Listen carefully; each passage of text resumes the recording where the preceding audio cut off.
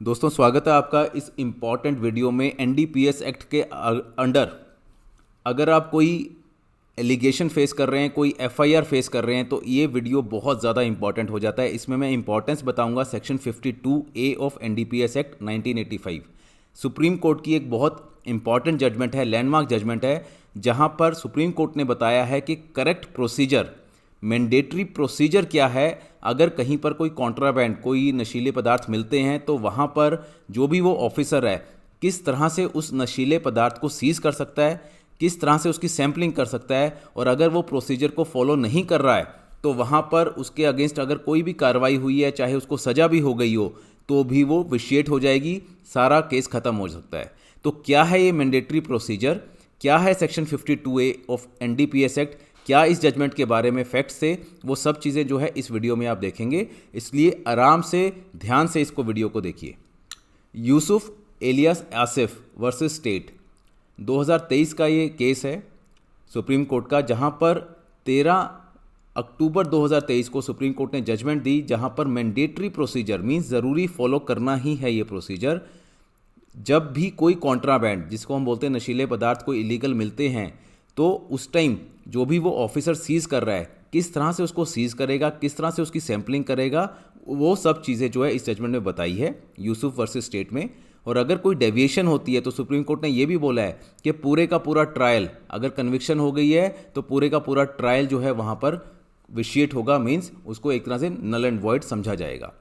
तो brief facts की अगर हम बात करें, वहाँ पर जो इंटेलिजेंस ऑफिसर थे नारकोटिक्स कंट्रोल ब्यूरो के, उनको इन्फॉर्मेशन मिली कि कोई लॉरी जो है, चेन्नई का ये केस था, वहाँ पर कोई नशीले पदार्थ वगैरह कहीं लेकर लॉरी जो है पार्क की हुई है किसी एक एरिया में। 2000 की ये बात है, अर्ली इन द मॉर्निंग।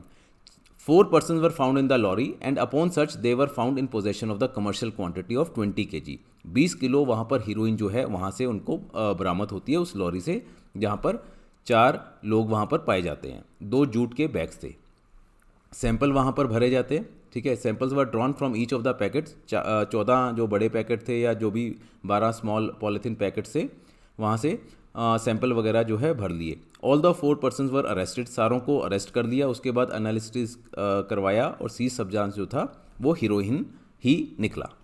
अब कन्विक्शन बाय ट्रायल कोर्ट, उसके बाद केस रजिस्टर हो गया। अब ऑब्वियस सी बात है, 4 लोग पकड़े गए हैं, हीरोइन मिली है, इतनी क्वांटिटी में मिली है, तो जो भी एविडेंस वगैरह है उनके बेस पे ट्रायल कोर्ट ने कहा कि 10 साल की उनको सज़ा दे दी और 1 लाख रुपए का फाइन कर दिया।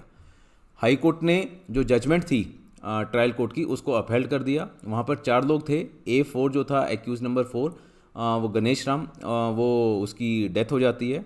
अपील जो थी बाद में उसके अगेंस्ट जो थी वो ख़त्म हो जाती है क्योंकि उसकी अब डेथ हो गई।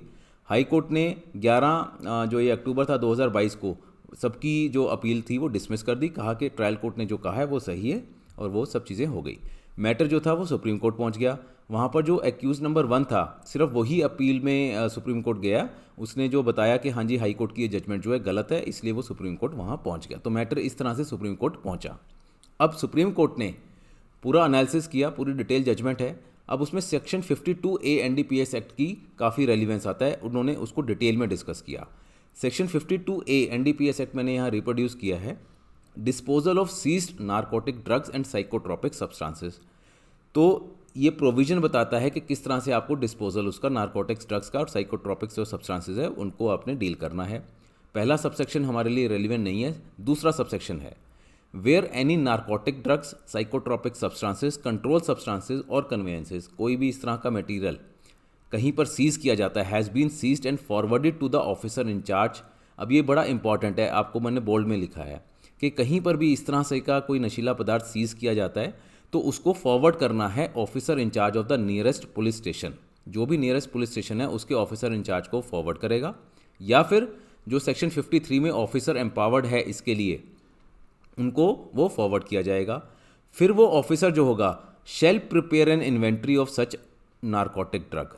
फिर जिनको भी वो फॉरवर्ड किया जाएगा वो ऑफिसर एक इन्वेंट्री प्रिपेयर करेगा। इन्वेंट्री मतलब क्या क्या वहाँ पर उनको पदार्थ मिला है, कितने केजी है, किस तरह से मिला है, उनकी पूरी डिटेल वो वहाँ पर बनाएंगे। ठीक है, उसके बाद जो भी वहाँ पर जितनी भी डिटेल है, description, quality, quantity, mode of packing, marks है, कोई भी किसी भी तरह से है, कहाँ से वो चला, कहाँ पहुँचा, उसके बाद वो इन्वेंट्री बनाने के बाद वो ऑफिसर जो है एक एप्लीकेशन देगा to any magistrate for the purpose of, यहाँ पे मजिस्ट्रेट है, कोई भी मजिस्ट्रेट जो होगा उसको एप्लीकेशन देगा वो ऑफिसर। यहाँ पे ध्यान रखना है मजिस्ट्रेट वर्ड यूज़ किया है, गेस्टेड ऑफिसर नहीं है। तो मजिस्ट्रेट को वो देगा एप्लीकेशन, किस काम के लिए? वो कहेगा कि सर्टिफाई करो जो मैंने इन्वेंट्री बनाई है कि वो करेक्ट है। तो मजिस्ट्रेट की ड्यूटी आ जाती है कि वो जो भी उस ऑफिसर ने इन्वेंट्री बनाई है उसको सर्टिफाई करेगा।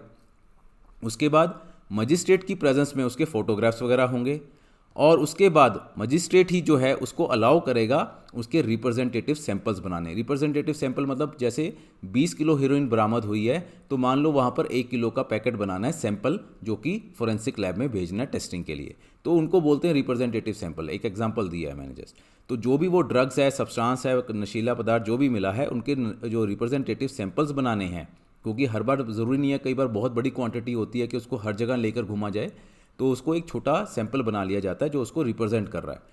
तो उसको रिप्रेजेंटेटिव सैंपल्स बनाने के लिए भी मजिस्ट्रेट जो है वहाँ पर वही अलाउ करेगा उस एप्लीकेशन को। उसके बाद where an application is made under subsection 2 the magistrate shall as soon as may be allow the application. तो जैसे ही वो ऑफिसर मजिस्ट्रेट को एप्लीकेशन देगा, जी मेरा ये काम करवाओ, मैंने इन्वेंट्री बना ली है, फोटोग्राफ्स क्लिक करवाने हैं, और ये आप इन्वेंट्री को करेक्ट जो भी है उसकी सर्टिफाई करो ताकि सैंपल्स वगैरह भी लिए जा सके। तो मजिस्ट्रेट के पास जैसी ही एप्लीकेशन आएगी वो उसको जल्दी से जल्दी अलाउ करेगा। उसके बाद सबसेक्शन 4 अगेन एक इंपॉर्टेंट आ जाता है कि जो भी वो कंट्रोल, जो भी फोटोग्राफ्स हुई हैं, जो भी चीज़ें मजिस्ट्रेट ने की है, उसको प्राइमरी एविडेंस माना जाएगा in respect of such offence. Means अगर मजिस्ट्रेट कहीं पर वो चीज़ें नहीं करता है तो वो प्राइमरी एविडेंस नहीं कहलाएगा, अगर मजिस्ट्रेट कर रहा है तभी वो प्राइमरी एविडेंस कहलाएगा। तो ये सबसेक्शन जो है 52A के साफ तौर पे बताते हैं कि ऑफिसर इंचार्ज जो है नियरेस्ट पुलिस स्टेशन का, वो इन्वेंट्री बनाएगा, मजिस्ट्रेट को एप्लीकेशन लिखेगा, मजिस्ट्रेट फिर सारा कार्रवाई जो है वो करेगा। मीन्स सारी कार्रवाई जो है मजिस्ट्रेट की प्रेजेंस में, उसके सिग्नेचर्स के अंडर, सर्टिफिकेशन के अंडर ही होनी चाहिए। अब ऑब्जर्वेशन क्या आई इस केस को लेके? सुप्रीम कोर्ट ने बोला not with standing the defence set up from the side of the respondent. Respondent means जो स्टेट थी, वहाँ पर नारकोटिक्स कंट्रोल ब्यूरो वाले थे, उन्होंने जो भी अपना रखा होगा कि हाँ जी ये क्यों, ये जो 10 साल की कन्विक्शन हुई है ये क्यों सही है, हमने ये एफर्ट किया, ये एविडेंस लिया, जो भी है। बट सुप्रीम कोर्ट की क्या ऑब्जर्वेशन आई कि जो भी उन्होंने कहा ठीक है, बट कोई भी एविडेंस ऐसा नहीं है रिकॉर्ड पर जिसमें ये पता लग सके कि प्रोसीजर जो है सबसेक्शन 2 का, 3 का, 4 का, 52A NDPS एक्ट का वो फॉलो हुआ है at the time of seizure और ड्राइंग सैंपल, कि 52A का प्रोसीजर यहाँ पर फॉलो हुआ है या नहीं, ऐसा कोई एविडेंस नहीं है। अगर एविडेंस नहीं है तो इसका मतलब है कि वो हुआ ही नहीं है, कि इन्वेंट्री बनी हो, वो मजिस्ट्रेट ने वहाँ पर सर्टिफाई भी की हो। कोई भी एविडेंस नहीं है, जो भी हमने रिकॉर्ड चेक किया कि जो सैंपल्स भरे गए हैं in the presence of magistrate हुए हैं, कोई भी ऐसा एविडेंस नहीं है। And the list of the samples were drawn by were certified by the magistrate, कि जो सैंपल भरे गए हैं वो मजिस्ट्रेट ने सर्टिफाई की हो, ऐसा भी कहीं नहीं है। The mayor fact that the samples were drawn in the presence of gazetted officer is not sufficient. कहते गस्टेड ऑफिसर की प्रेजेंस में अगर आपने सैंपल्स को किया भी है, उसका काम जो है आपने जो विड्रॉ किया है सैंपल्स वगैरह, वो मजिस्ट्रेट की प्रेजेंस में होना चाहिए। गस्टेड ऑफिसर की प्रेजेंस सफिशिएंट नहीं है। गस्टेड ऑफिसर में अगर आपने किया है तो हम ये बोलेंगे कि 52A जो सेक्शन है उसका कॉम्प्लायंस नहीं हुआ है। It is an admitted position on record that the samples from the seize substance were drawn by the police in the presence of gazetted officer. ये एडमिटेड पोजीशन है। हर केस में आप देखेंगे NDPS में ज़्यादातर में पुलिस ही जो है अपने आप ही सैंपल उसमें भरते हैं, पुलिस ऑफिसर जो भी होता है मौके पे, और वो गस्टेड ऑफिसर को दिखा देते हैं ये गस्टेड ऑफिसर की प्रेजेंस में हुआ है। तो सुप्रीम कोर्ट ने बोला साफ तौर पे कि एडमिटेड पोजीशन है कि पुलिस ने खुद ही सैंपल भरे हैं गस्टेड ऑफिसर की प्रेजेंस में, मजिस्ट्रेट की प्रेजेंस में नहीं है। इसीलिए कोई भी मटेरियल रिकॉर्ड पे नहीं है कि मजिस्ट्रेट ने उस इन्वेंट्री को सर्टिफाई किया या सैंपल को सर्टिफाई किया। सिर्फ इसी बात के लिए इस तरह की एक पहले भी जजमेंट थी union of India versus Mohanlal 2016 की, वहाँ पर भी इसी तरह का मुद्दा था। तो सुप्रीम कोर्ट ने इस जजमेंट में भी ये मोहनलाल वाली जजमेंट का हवाला देते हुए ये बोला, कंक्लूड क्या किया कि in the absence of any material on record to establish the samples of the seize contraband were drawn in the presence of magistrate, कि कहीं पर भी मजिस्ट्रेट की प्रेजेंस कहीं पर रिकॉर्ड नहीं शो कर रहा है, ना तो इन्वेंट्री सीज करते हुए, ना सैंपल्स के लिए। तो इसका मतलब है जो भी एविडेंस है वो प्राइमरी एविडेंस नहीं माना जाएगा 52 के ए के अकॉर्डिंग। और अगर प्राइमरी एविडेंस ही नहीं है तो पूरे का पूरा ट्रायल जो है वो विशिएट माना जाएगा, मीन्स नल एंड वॉइड माना जाएगा। तो इस बेस पे सुप्रीम कोर्ट ने उनको जो 10 साल की सज़ा थी, 1 लाख का फाइन था, उसे बिल्कुल बरी कर दिया और केस जो है वो ख़त्म हो गया। तो इस तरह का अगर आपका कोई मुद्दा है एनडीपीएस एक्ट में, अगर आपको कहीं फॉल्सली इम्प्लीकेट किया गया है तो 52A सेक्शन का आप बेनिफिट ले सकते हैं, इस जजमेंट का बेनिफिट ले सकते हैं। Thank you and all the best.